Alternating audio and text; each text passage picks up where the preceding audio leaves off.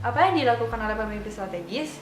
Pada umumnya mereka 67% melakukan meeting, 13% mereka bekerja sendiri, 7% mereka bekerja dengan email, lalu 6% mereka melakukan panggilan, lalu 5% mereka berbisnis makanan, dan 2% mereka menghadiri acara-acara publik.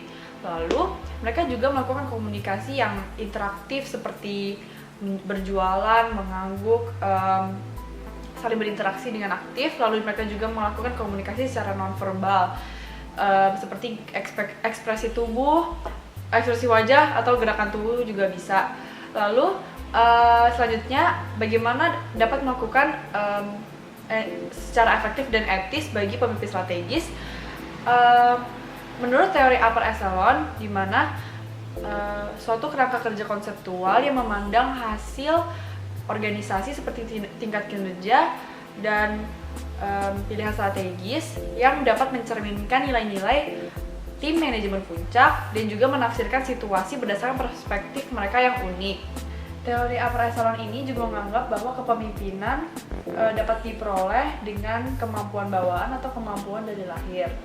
Selain itu, adanya Jim Collins yang menerbitkan buku Good to Great, di mana dia memiliki pandangan mengenai kepemimpinan piramida level 5. Jadi ada 5 level piramida. Yang pertama, itu level pertama yaitu highly capable individual. Jadi individu harus mempunyai kemampuan yang tinggi, dan yang kedua itu di atasnya adalah contributing the team, di mana individu harus mampu mengkontribusikan seluruh tim. Dan yang ketiga, seorang manajer yang baik itu harus berkompeten, orangnya kompeten dan melakukan hal dengan benar.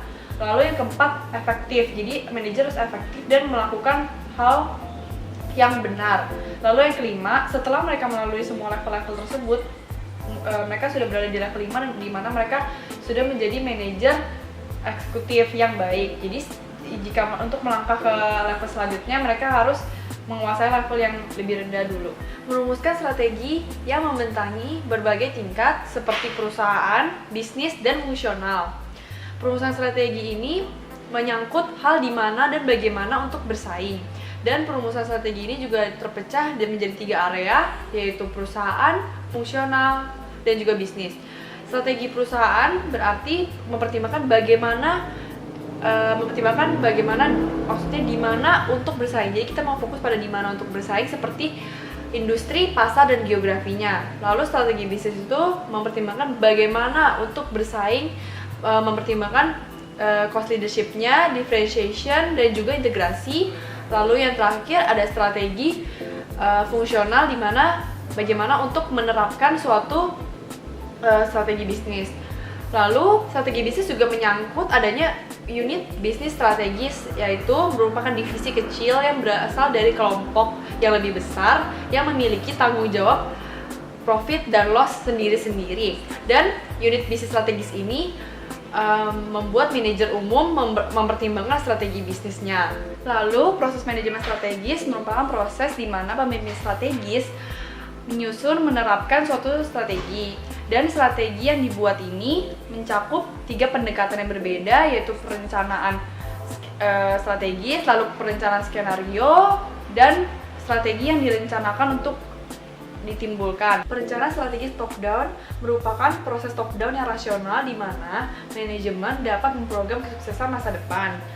Lalu biasanya mengkonsentrasikan pada intelijen strategis dan adanya tanggung jawab pengambilan keputusan di kantor CEO. Lalu di sini juga ada framework AVI singkatannya. Yang pertama, analisis yang berisi dengan visi, misi, nilai-nilai, dan juga suatu analisa eksternal dan analisa internal. Lalu yang kedua, F,